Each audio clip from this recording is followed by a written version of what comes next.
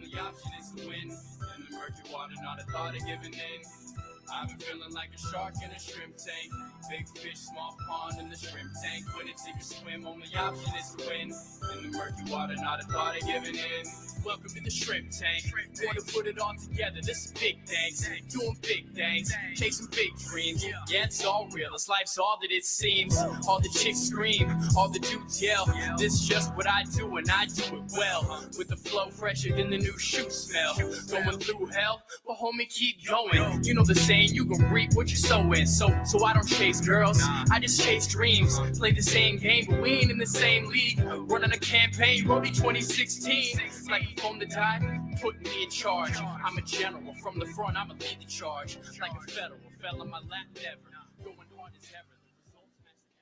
Good afternoon, everybody. Welcome back to the Shrimp Tank, where we film it down here in Boca Raton, Florida, in collaboration with the Florida Atlantic University, their Adams Center for Entrepreneurship.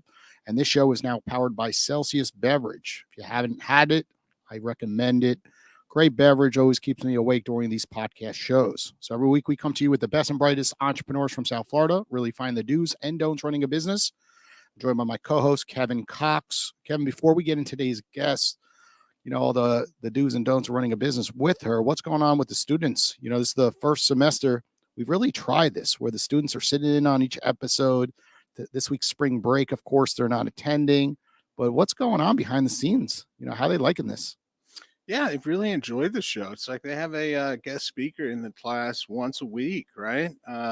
Which is great for a class focused on entrepreneurship. They get to learn about all the different businesses and some of the do's and don'ts, but more importantly, connect with the guests and understand the perspective of a real business owner as we work through them working on business as part of the class. It's been a lot of fun, a little slow around here today, as you mentioned, spring break. Plenty of parking, but not a lot of students. Are they starting to understand the value of relationships, and also that everything doesn't happen on social media, right? Because so often I find a lot of students think that everything's about metrics and follower count. And then they meet these entrepreneurs that we have in the studio, and lots of times they do not have big following counts.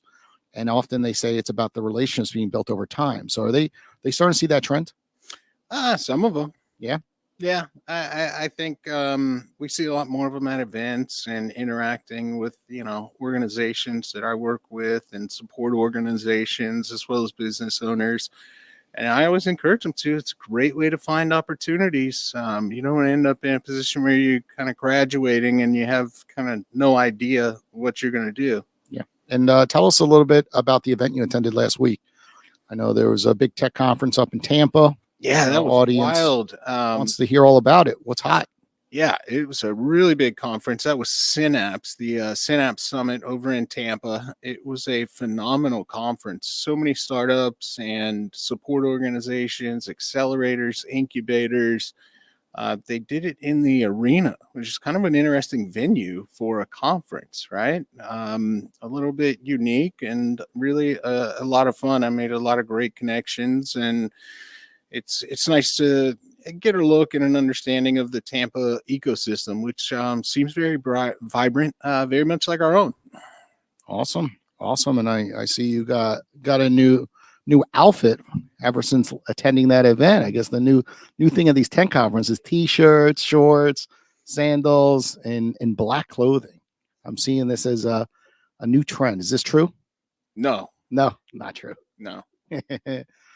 Okay, well, let's get into our guest today. You know, this is going to be an awesome episode where we go back to our original roots, where we get to have some restaurant owners on the show. You know, we haven't had a restaurant owner on this podcast in some time. You know, I remember the days when we had Kapow Noodle Bar, Oceans 234, but now we have Purnima Patel on the show. So Purnima, tell us a little bit about your restaurant to kick things off. I'm here representing Masala Mantra Indian cuisine. Okay. It's an Indian restaurant in Royal Palm Beach. Recently opened. We had our grand opening in January end. We're here to provide the street food of India with a modern twist. That's our tagline: modernizing street food of India. So what we're trying to do is instead of the traditional Indian food that you see everywhere here in South Florida, we are bringing you a different set of menu and giving it a modern twist to the whole thing. Okay, Kevin, are you a typical, you know, person that goes to Indian type of restaurants often? Not too often, but here and there. And I worked with a client that is building a fast casual Indian food chain. I know they have a location in North Carolina, and a few other locations. And in working with that client, I learned a lot about the trends and the metrics. It is becoming increasingly popular. It's one of the fastest growing segments within the restaurant sector. So tell us a little bit more about yours. Is it kind of along those fast casual lines, or a more high end, long kind of dinner experience, or somewhere in between? What type of restaurant is it? It is a little bit on the higher end side where you can sit and enjoy your dinner. We are, Nice. yeah, it's not fast casual. We are here to give you an entire experience. Uh, we have a nice bar set up where we are actually making drinks which are infused with Indian spices. So we want you to experience not just the food, but even the drinks that can have Indian flavors to it. So we have our signature cocktails, which have like a saffron infused gin or a cardamom infused rum.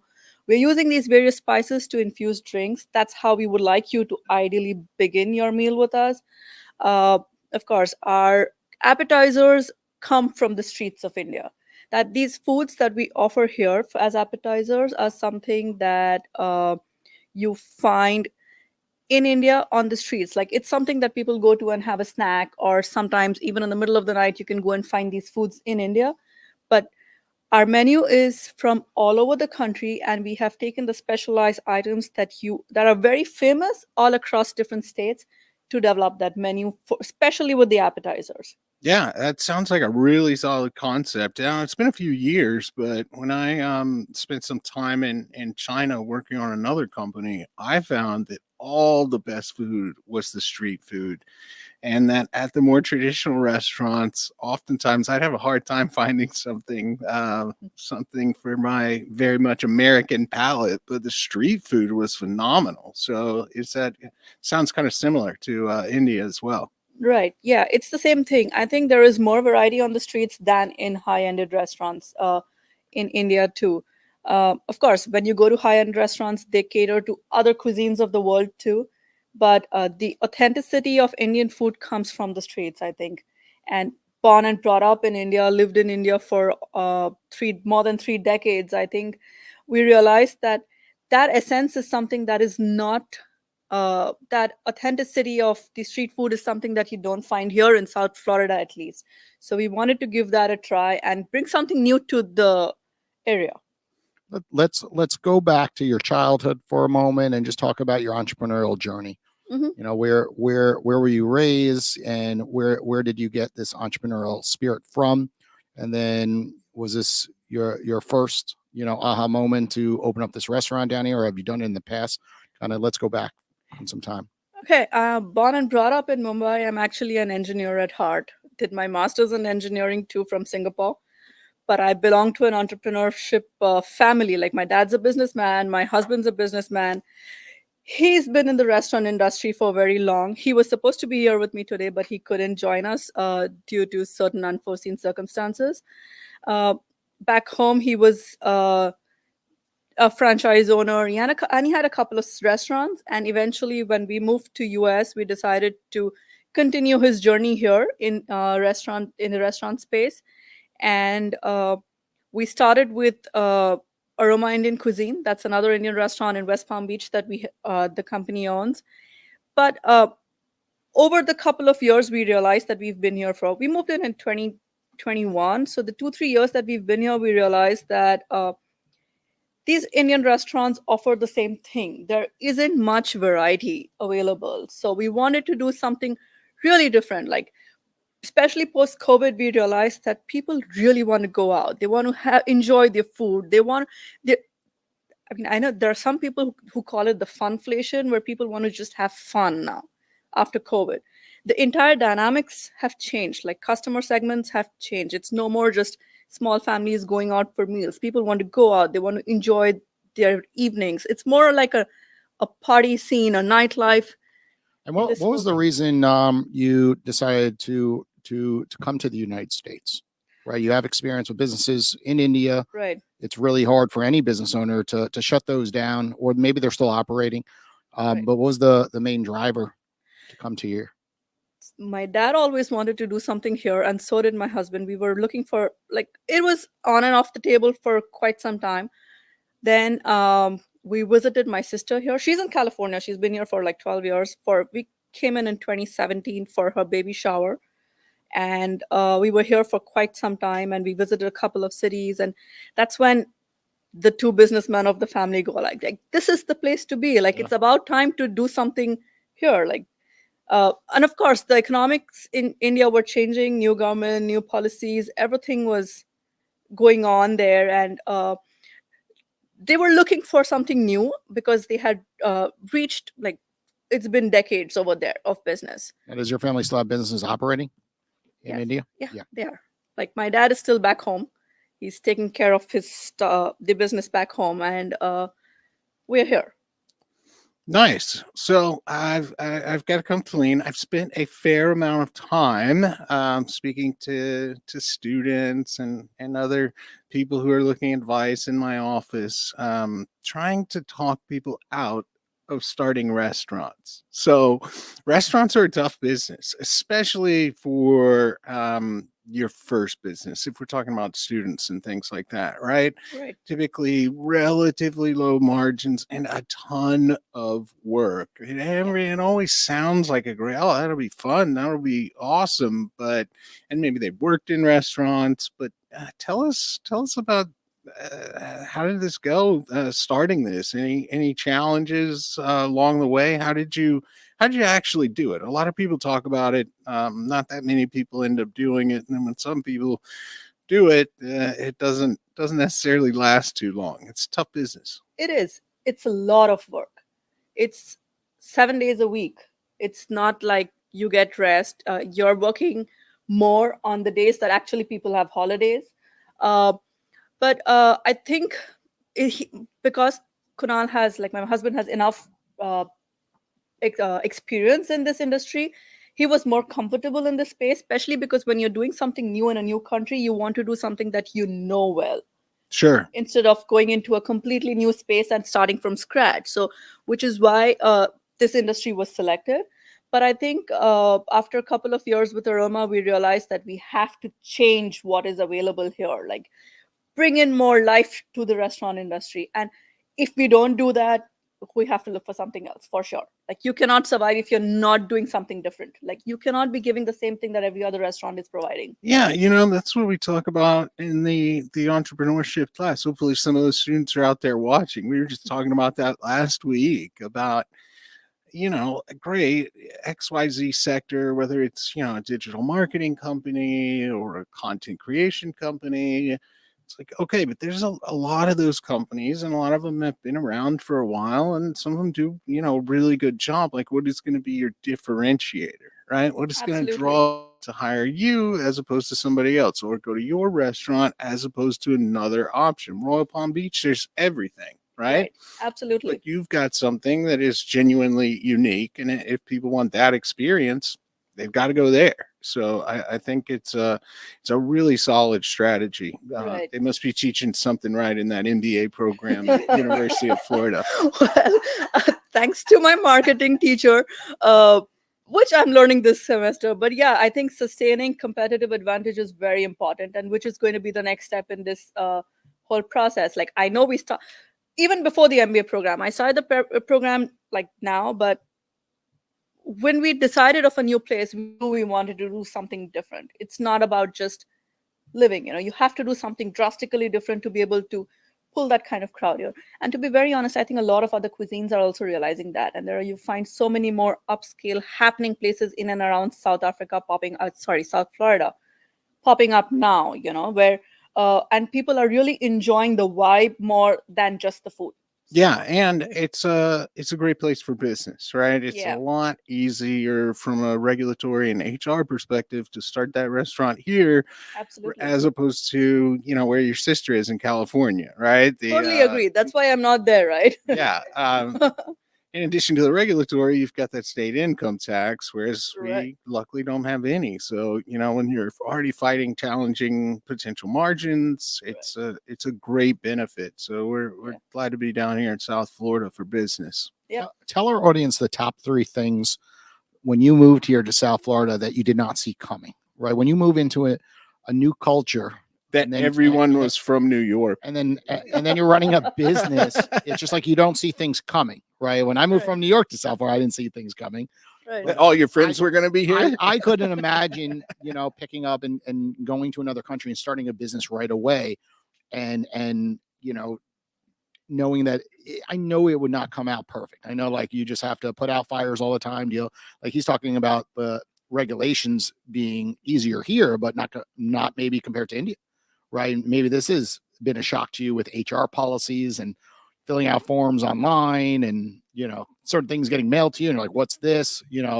I'm a business owner. I get stuff mailed to me all the time. Like, oops, didn't know I had to do that as well. So tell us, like, the 3 shocks. Maybe the cultural shock a little bit, but I'll be very honest. It's a lot like Mumbai. Yeah. I'm from Mumbai, so I like the weather. I like my son. So I think we took all of those into consideration too when we moved. So, Okay. Of course, it's a great place to do business. Less taxes, less initial investment, of course. But the weather, that was something. And when we came in here, before we even bought Aroma, we came to West Palm. We saw the place, and it kind of felt nice. I'm a city girl, so I had to make sure I'm living in an area where there's noise, there are cars, there are people around, and of course we can't go to these cities because that would have been very expensive. Yeah. So we kind of found the balance there. What I also think I like about South Florida is that it's multicultural. It's not just See, Kevin, she likes us New Yorkers. See, That's not Yeah, what I she do. she said. does. She does. She's on my side. She's on I my like side. everyone, anybody who really enjoys. She says she likes it loud. Us New Yorkers are loud. See, Kevin? I'm loud. I am very loud. I mean, trust me. That's why sometimes they tell me you should be working in the kitchen because you can actually control everyone. You're so loud. But that's how we are. I mean, we like to be in a lively place. We like to put in everything that we've got, give in 100% to everything that we do. And I think after careful consideration and being to a couple of cities in New York, we realized I don't want to go to some place which is very cold. So Yeah. Hey, I'm right there with you. That's why I'm never leaving. It's too cold. It's nice to visit somewhere cold. yeah, I Go mean, going on a skiing, ski spend- holiday is yeah, okay, 5, but 6 I still like days, my but- son. Yeah, Yeah, absolutely. yeah. Being a Mumbaiite, I think this is very close to home, so it felt good. Okay, well, we're going to take a quick commercial break here from one of our sponsors. When we get back, we're going to jump into our newest segment, What's Hot? Join the fastest growing community of professionals on the internet with OWL. Access new networks and otherwise unreachable professional contacts through the one-on-one call feature on the app. Scroll through the list of available professionals and join them for a quick call to build rich connections, expand invaluable relationships, and to broaden your professional landscape without needing lofty referrals. OWL. We bring vetted pros to your doorstep 24/7 on demand. Join our community by signing up at owl.com today. Hey everybody, welcome back to the Shrimp Tank. As a reminder, we go live on Facebook, Instagram, my LinkedIn account every week right around 1 o'clock. So catch the video version if you're listening to the audio version of this currently. And of course, check out the entire bio of each of our guests up on our website, shrimptankpodcast.com. Okay, this segment is called What is Hot, right? So Sandy is doing some PR for the business owner here today. So Sandy, ask the guest of the day a what's hot question. So everybody knows. Tell me a little bit about your restaurant and how it was designed. There's a secret there, right? So tell us about that. Tell them about that. Okay, so I had this concept in mind where I was looking for nice, beautiful backlit bar and some, going dark, not having too much light, going contemporary. It's a very contemporary design. So, but of course, we had to visualize what I had in mind, and I was trying to figure out maybe get a software or some person. And then my little son, my 10-year-old, volunteered, and he designed the whole thing on Minecraft. That's funny. Yeah, it was nice, and then it was good because we could actually work around with our colors, our palette, and okay, let's go for brown floors or white tables or the other way around, and we switch things around to see what looked best, and that's how we Wow. finalized the design. That is interesting and Told you. a lot more cost effective than getting some, architects. I know, and right? We saved a lot interior of money on designers that. involved. All right. And it's very promotable. Okay. A 10-year-old designed this restaurant. It's very promotable. Nice. Yes. All right. So we know that Indian food and street Indian food, we know that's hot. It's well backed up by the data and the preferences of the youngest generation that's just now hopefully having enough money to go out to eat at nice restaurants. But if you and your husband want to go out to a restaurant and you're working, you're at the restaurant, you want something different, right? Not Indian food. What else is hot right now in the food sector? I think Mexican is doing very well. There are a lot of new brands coming up. Like if you see El Camino's has picked up so much in South Florida, and they've got the good vibe going. They've got the whole environment going. Like it's a good place to go chill out on the weekend. I agree. A lot of people like the environment. Meisner just Yeah. opened up a Mexican spot Yeah. on the corner. Rocco's Tacos, always popular when you go to Absolutely. Delray, West Palm Beach. Yeah. I agree.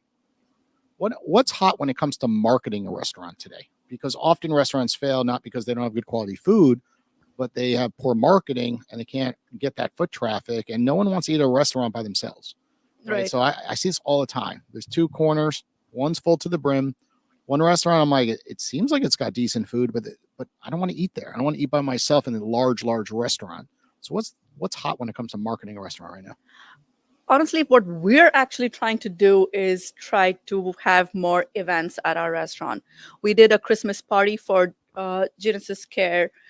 We've had a birthday party, a 50th birthday party for a person and he belongs to the Wellington Desi group. So we're trying to do more events that kind of helps more people come in, try our food out, and then they can actually then come back for their own dinners. It's interesting you say that because so often there's restaurants right around the block from my office or my home, and I just never give them a chance. And then the second I do, either someone invites me or there's an event, also I'm like, oh my God, I didn't know this was right here Exactly. and it was this good, Yep. right? And there's just too many choices. So sometimes we just keep skipping it because maybe it doesn't have the right street appeal. Right? Absolutely. Yeah. And- Or and- sometimes it's just new and you're like, oh, maybe sometime you'll try it and you still don't get the chance to do it. Correct. Or Correct. you're not aware about it that, oh, this place has opened up, or And so people get set in their ways. As simple Yeah. as that. They go to the same 10 restaurants all the time. Like Yeah. Kevin, he just always goes to Cheesecake Factory. Every exactly. time I ask Kevin, Kim, where are you going? He's like, Cheesecake Factory. I'm like, again? Every single week. Yeah, that's what my son will do when he wants to eat the chicken marsala. He's like, I want to eat it from Cheesecake Factory. So, but Nice. I agree. We have our own preferences when it comes to food too. But Yeah. that's where we have to work. What is your go-to dish, Kevin, at Cheesecake Factory? Oh, I don't know. I've never made it through that whole encyclopedia that they give you when you Stick to show the up salads. there. You stick to the salads and Oh, the yeah, chicken. always. I figured. Well, you certainly don't back down from a challenge. I mean, restaurants are challenging, and then events are challenging, and you're combining both. They're fun. I love doing events. And I think Sandy and I together here, we have amazing fun when we're doing events. And I think it's really good fun. It's the best strategy that I think we have right now because we're so new. We're just 2 months old. And if you do an event, so there are so many more people coming in who get to try the food without actually having to pay for it. And then if you do it right, we know they're going to come back. And that's what is happening. Yeah. I think it sounds like a great strategy, albeit challenging for sure. But I definitely think that makes a lot of sense. And whenever I'm going to do an event, whether it's a birthday or some kind of celebration or whatever it is, last thing I ever want to do is kind of do it at the house. So it's good from a customer's perspective as well, right? You go there, they take care of all the dishes, they take care of all the planning, and you don't have to worry too much about. Absolutely. You pick your items, you pick your drinks, and we'll make sure you get it all. All right, let's talk about something that it can be hot, it can be not, it can be annoying. What's your perspective on reviews, right? Your things like Google reviews and Yelp reviews. It seems like restaurants get a hard time. I feel like Somebody always shows up a little bit too hungry because they probably didn't plan their day out accordingly, and something takes 3 minutes Hangry. longer, and then they write this long review about how it took 90 minutes, and it's like, no, it didn't. These reviews are nonsense. So reviews, a net good or a net evil? No, I think you come to just learn to get over it. We've learned to get over it. And luckily, what I've seen here now is that one bad review, and you have a couple that follow up and say, what are you talking about? Like, our experience was so good. And it has happened. You open our Yelp account, you open a Google account. One guy says, oh, this overpriced and low portions. And the other one was like, with pictures, really? You call this overpriced? This is like so much food and amazing ambience. And so you have your customers are actually they help you out in this. So which is why I think now we've learned to just make sure. I think customer service is most important when it comes to this. If you have to ensure that you get these good reviews coming back, and which is one of our top priorities too. Like, we like to build connect with people who walk in, and we know what they like, what they don't like, understand their preferences before we suggest them items. So that's very important. Yeah. So to pull that off, you need a high quality staff, right? So that's been one of the challenges, especially post pandemic, right? Is Right. on the hiring side, getting consistency, getting quality, and getting people who will stay and not just be like, well, now there's another one with a slightly better deal. Maybe I'll make more money there and jump around, or just kind of not showing up. I know a lot of restaurant owners that have really struggled with that. So what's hot in attracting great employees to support your mission? I think if you're good to your employees, then they will stay. You're doing everything right, and you don't give them a reason to complain, then they should stay. I mean, touch wood for now. Our opening team has been with us throughout. Like, when we were opening Masala Mantra, the chef came in July, and I worked with him on the menu and how I wanted everything and how we wanted the plating to be. He's still with us, and he understands it takes time to grow, and he's here to stay. Our staff has been very proactive like this. I think involvement with them, like how well you are with them, how well you encourage them to do things, is also important.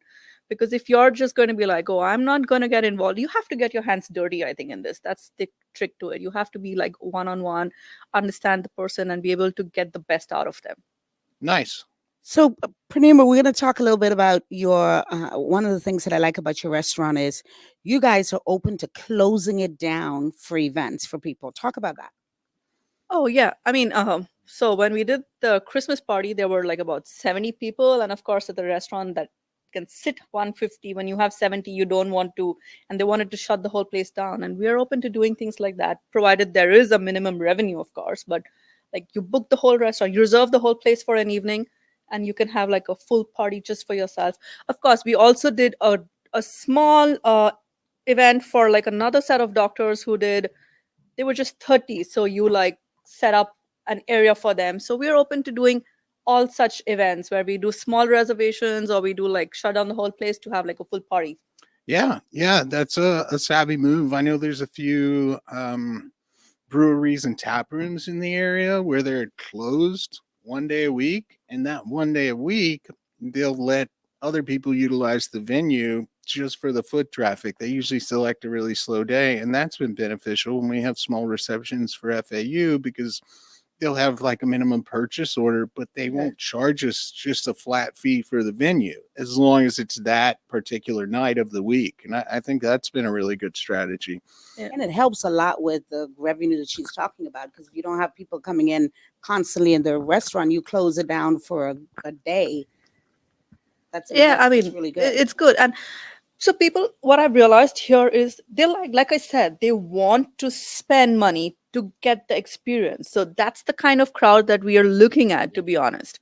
Because like I said, every other Indian restaurant has a buffet on the weekend that you can go to and eat and come out. But if that's not the real Indian food, that's not how we do it in India too. Trust me, we like our food. We like to enjoy it, make a full whole day out of it. Like, it's like a couple of hours gathering together with friends and family and enjoying our food. So that's the kind of experience we want to bring in here. What about Uber Eats, DoorDash? What's hot about partnering with them right now? I think it gives you exposure.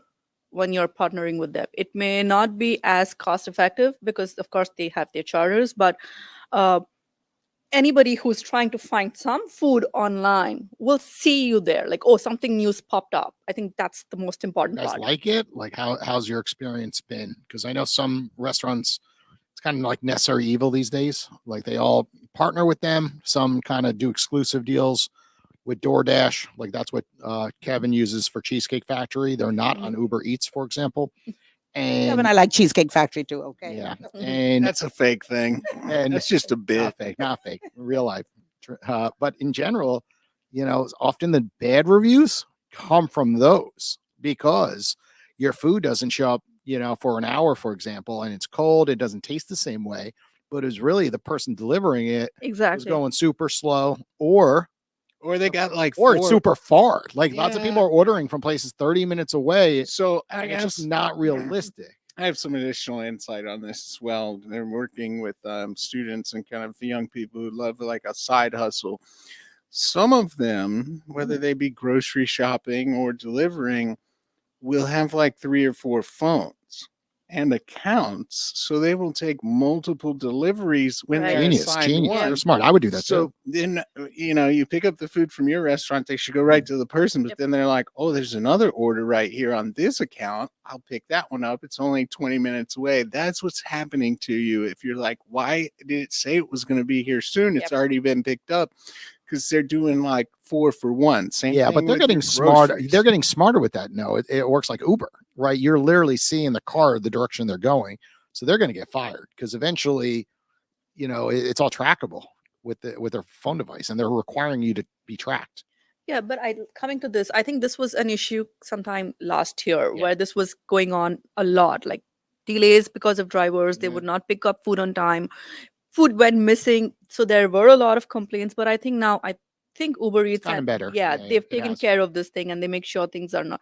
And people know it's the drivers, it's not the restaurants. Yeah, people have kind of figured that out. But Yeah. unfortunately, you get a lot of people that don't care and go right to Google, leave you a negative review, and it stinks. You're like, the food was cold. You're like, it wasn't us, right? it was a third party company But that did this. yeah, I think the only way that we can respond to these reviews is that, again, we apologize if it's our fault and just give us another chance. How can we make it right? True. Okay, well, we're going to take a quick commercial break to hear from one of our sponsors. When we get back, we're going to jump into Kevin's favorite part of the show called Plead the Fifth. Step into our state-of-the-art innovation lab and create your digital future. Oz uses cutting-edge technology and 22 years of industry knowledge to enhance customer experience through digital innovation in a variety of expertise. Oz is a leading global consulting company whose services and solutions are trusted by startup, midsize, and even Fortune 500 companies. Get to know more about Oz's Salus, a mobile solution bringing us back to max capacity, and their latest solution, Rainmaker, saving insurance companies years of work. To learn more about Oz and their exciting technologies, visit followoz.com. That's FOLLOWOZ.com. Hey, everybody, welcome back to the Shrimp Tank. Okay, Purnima, this part of the episode is called Plead the Fifth. We're going to ask you a question. If you do not want to answer it, you just say, I plead the fifth, but you can't do it more than one time. Okay, so my question to you would be, what's your most annoying customer? Right? Like often we're in South Florida. Kevin doesn't like us New Yorkers. If he was running a restaurant, he would literally be like, oh, the New Yorkers, they're so loud, especially those Long Island ones, right? They just come down here. They're loud and they want everything. That's what he would say about me, right? But in your case, what is your most annoying customer? Or plead the fifth. I'm going to plead the fifth. Okay. I cannot annoy anybody. Oh, well, that was easy. Now we can ask the real hard questions. What's the most frustrating thing about working with your husband? Oh, yeah, that I can say. He's very in the zone. So sometimes when you're doing your thing and he's doing his thing, and then you're not at the same level, and then he'll go like, no, and I'll have to be like, okay, now it's the time to walk out, and I'll give him his time. Best way to deal with him is give him some food and then talk to him. Trust me, it works always. Give him some good food. Snickers. Nice. Snickers, right? There's a whole campaign about Snickers around this topic. And that's true, because when you're in a zone. Like we get that with the shrimp tank. A lot of times we'll eat after the shrimp tank, Right. but then before you know it, it's like 2 o'clock, 3 o'clock. Right. And then you're like, I just need something to eat. And Yeah. you're It can fidgety. happen, especially sometimes on a weekend on you're busy and you're like all of a sudden packed, and you get like really busy and your staff can't handle it and you have to get down on the floor, and help them out, maybe in the kitchen or somewhere. And then at that point of time, if you go like, oh, can you do this for me? You're done. Like he will not do it. He'll be like, out the door, get out of here. So that's why I don't step in at that time, and until and unless it's really urgent, and then I give him some food and then talk to him. All right, I'll ask an easy one just because I'm curious. What, in your opinion, or based on popularity, is the best item on your menu? I think the chicken lollipop. That's her favorite too. That sounds good. I love the chicken lollipop. That's the best. Yeah. So we do have a couple of other good dishes also that run equally well. There's butter chicken, of course, but I think our basket chaat and the stuffed mushrooms do well too. Okay, what's the most overrated restaurant in your opinion that is a chain down here that we would all know? Could be, a restaurant like Rocco's Tacos. It could be Louis Bossi's. Or not a chain. Or not a. Well, I just want people to know it, right? It could be Cheesecake Factory, but that would hurt Kevin's feelings, of course. I don't know. I mean, I think I like my food. I like going to other restaurants. It's not like I do. You don't have any that come to mind that are over. What's yours, Kevin? You have one that's overrated that you always see everyone lined up to go to, and you're like, it's not that good. Like, what's everyone talking about? No, I mean, I can't think of a restaurant because I don't go to a ton of restaurants. I just go to Cheesecake Factory. Well, they have not really. They have like 5,000 items. I'll tell you one place that some friends of mine like. Everybody kind of seems to like, and I think it's terrible. It's not a restaurant really. It's more like fast food, but BurgerFi. I love BurgerFi. Really? So gross and so greasy. Well, you just not like burgers though? No, like, I love a burger. So like you rather like Five Guys burger, like McDonald's? Like those aren't good either. I don't know of a really good one, to tell you the truth. Shake Shack's right across the street from FAU. That place stinks too. Yeah, I don't know. I'm going to disagree with that one. With what's out on the market, like there's McDonald's, Wendy's, Five Guys, BurgerFi's up there. Just tastes better quality. Yeah, I cook. I mean, it's expensive. It ain't cheap, but I am a fan. I cook and do meal prep like a psychopath, so I'm a little bit out of the key demo. So I complain about them, but I don't go to any of them. Okay. She already pled the fifth, Kevin. Anything else you want to ask her outside? Well, restaurants are wild. You never know what customers are going to do or what's going to happen. It's, a lot of people there. You've got all these spice infused beverages. What's the craziest thing that's happened at one of your restaurants, either here or back in India? Craziest? Well, we did have a proposal at the new restaurant. There was a customer that walked in and got her proposed to the fiance at Masala Mantra. So I think in the past 4 months that we've been open, this should be the craziest thing that has happened there. Yeah, that's exciting. How'd it go? Good. I think we all celebrated together. Like everybody on the floor was so excited about it. So she said yes. Yeah, of course. Oh, all right. Yeah. Yeah.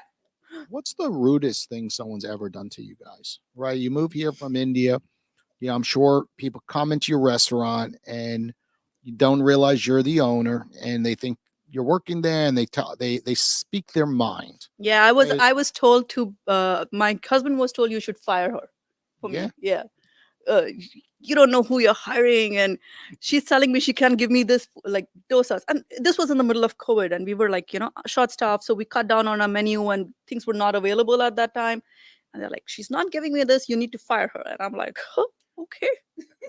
No, that'd have been tough for him after work when he got home. That just. It was hilarious. Like everybody on the floor was laughing, and actually funny. There were other people there who were very nice, and they go like, "Oh, are you okay?" Like he was rude to you, and I'm like, "It's okay. I mean, I think it's part and parcel of the job." Yeah, and that is kind of funny. Yeah.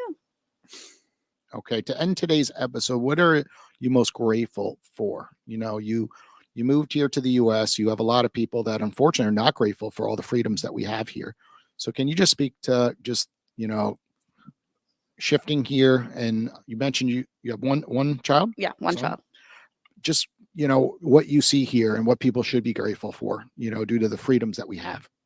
I think what I'm grateful for is having a good family. Like everybody's been supportive of our move. Honestly, we moved pre-COVID, 2019, December, but COVID hit and we were stuck in India for a year. So we had a good team here to take care of everything till we could come in. So they're also like family now. It's been a long journey, and that's the whole reason, right? I mean, we're doing everything so that you can stay together, do well. My son has a better future. That's the whole reason of moving here. And that's the whole idea behind us as a family. Like, it's all about family. No, absolutely.